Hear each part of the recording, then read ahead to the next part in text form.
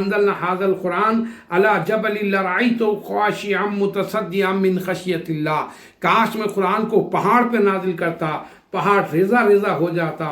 میں قرآن کو پہاڑ پہ نہیں مصطفیٰ کے سینے میں اتارا، اور قرآن جس رات میں اترا وہ رات مبارک ہو گئی، ہزاروں مہینوں سے افضل والی رات ہو گئی، شب قدر کی رات۔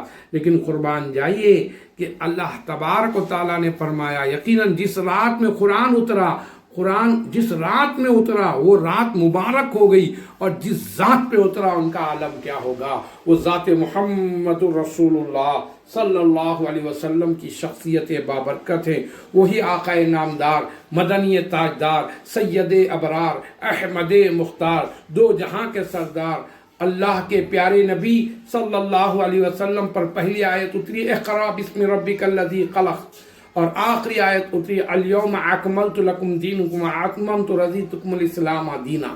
اللہ پاک نے پوری قرآن مکمل اللہ کے رسول کو دیا، اور اللہ کے رسول نے ہم کو دیا۔ انداز الگ الگ رہے، لیکن بتانا چاہتے ہیں کہ لوگوں کو ارے میرے محبوب کو میں دیتا ہوں تو میں اپنے انداز سے دیتا ہوں، اور میرا محبوب تم کو دیتا ہے تو الگ انداز سے۔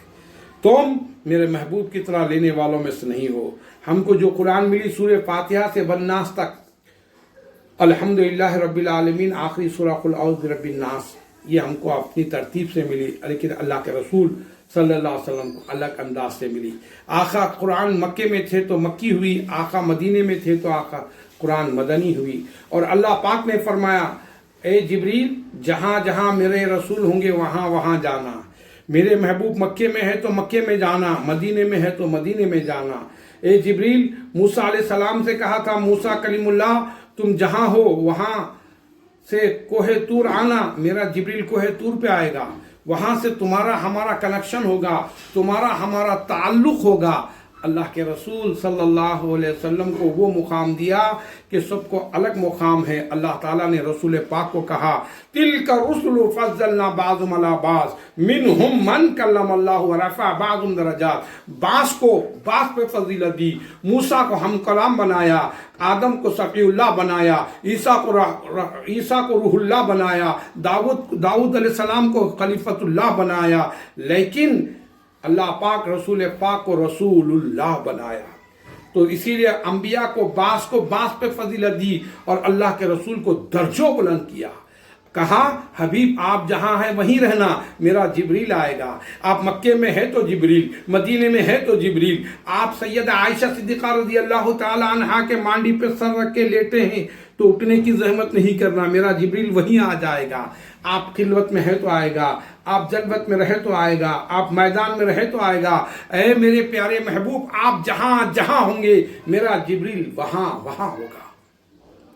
یہاں تک کہ آپ اونٹ پہ تشریف فرما ہے تو جبریل علیہ السلام وہاں پر بھی آیت قرآنی لے کر پہنچے، اللہ کے رسول نے وہاں سے حاصل کی۔ اونٹ چلا کے کہنے لگا ادب کے ساتھ یا رسول اللہ میری جان آپ پہ قربان۔ ایک سیکنڈ پہلے ایسا محسوس ہوا کہ بس میں جسم کے ٹکڑے ہو کے گر جاتا، آپ کے ہوتے ہوئے یہ کیوں؟ ایک جھٹکا لگا۔ اللہ کے رسول نے مسکرا کے کہا اے اونٹ ہوا ہوگا، کیونکہ اللہ کا کلام جبریل علیہ السلام لائے اور مجھے دے رہے تھے، تمہیں ہوا ہوگا۔ اللہ اکبر۔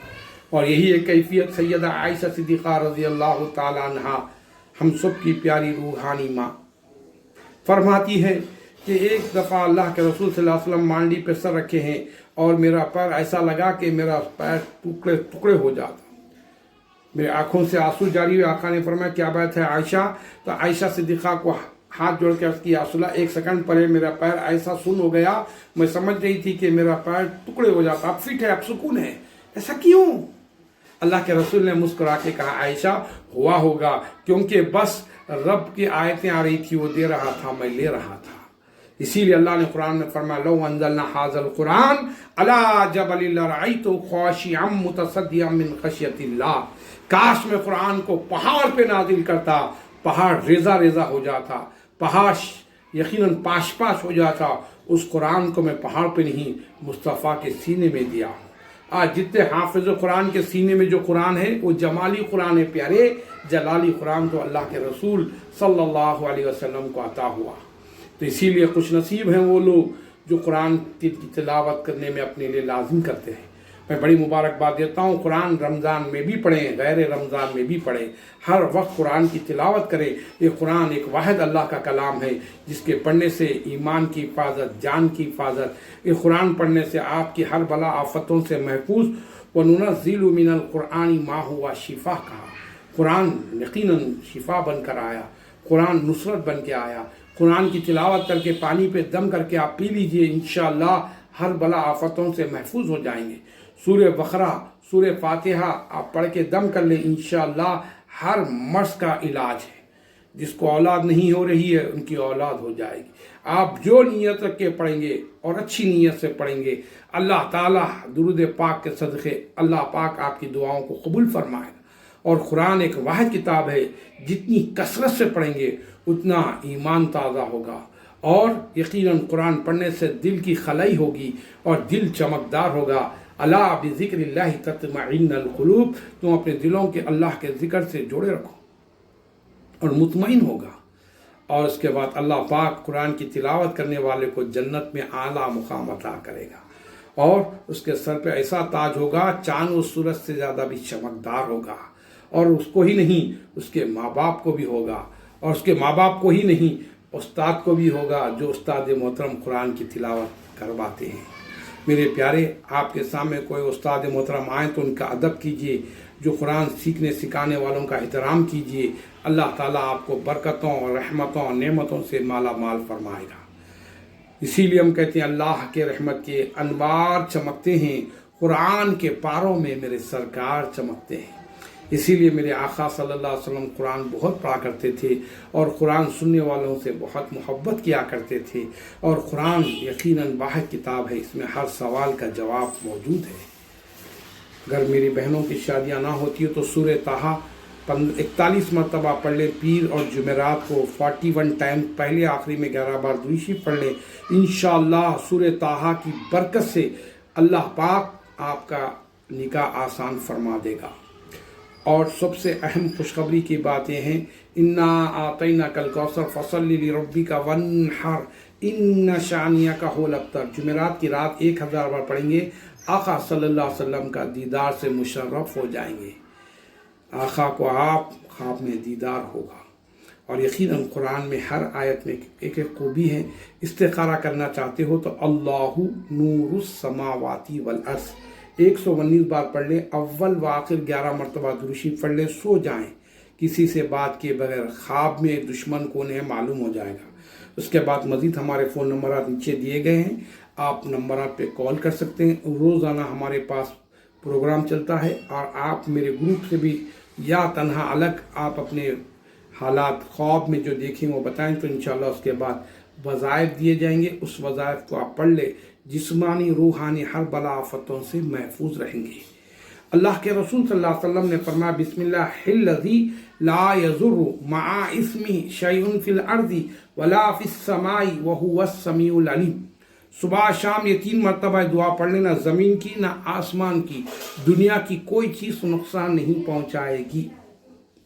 اور میرے آقا صلی اللہ علیہ وسلم نے فرمایا، قال رسول اللہ صلی اللہ علیہ وسلم، ثنا فی شفاء الموت، موت کو بھی شفا ہے تو ثنا کا پتا، ثنا کا پاؤڈر پانی گرم کر کے اچھا اونٹا کے آپ پانی پلائیں بچوں کو، بڑوں کو۔ آپ کو اندیشہ ہے کرونا مرض سے جان جانے کا ڈر ہے، یا کوئی بھی بیماری آنے کا ڈر ہے، یا کوئی چیز سے اپنے کو رہنا ہے، تو اللہ کے رسول نے کلونجی میں موت کو چھوڑ کے ہر مرض کا علاج بتایا، اور اس کے اندر بتایا ثنا کے اندر ثنائے مکی، یہ پتا ہے، ہر دوا ساز پہ مل جاتا ہے۔ 10 روپے کا بھی آپ دے دیں تو وہ دے دیتے ہیں۔ وہ پتے کو آپ لانا ہے، پانی میں اچھا اونٹا کے گرم کرنا ہے، اس کو چھان کر آپ پی لیں انشاءاللہ۔ میں نے مسلسل اتوار کے دن 12 بجے سے 1 بجے تک لائیو پروگرام طب نبوی صلی اللہ علیہ وسلم کے پروگرام کے ذریعے، میں نے یوٹیوب پہ بھی میرے 1 گھنٹے کے لائیو پروگرام ہیں، اور ہر موضوع کی آیت میں نے یقیناً یہی حدیث پاک پڑھ کے سنایا کہ یقیناً قال رسول اللہ صلی اللہ علیہ وسلم، ثنا فی شفاء الموت، ثنا فی شفاء الموت، ثنا فی شفاء الموت۔ میرے آپ کے آقا صلی اللہ علیہ وسلم نے فرمایا، موت سے بچنا چاہتے ہو، موت کو بھی شفا چاہتے ہو تو ثنا کا استعمال کریں۔ اور ثنا کا طریقہ ترتیب بھی میں نے بتا دی، اور میں ثنا کا ایک ٹیبلٹ گولیاں بھی بنایا تھا، بہت سے لوگوں کو دیا۔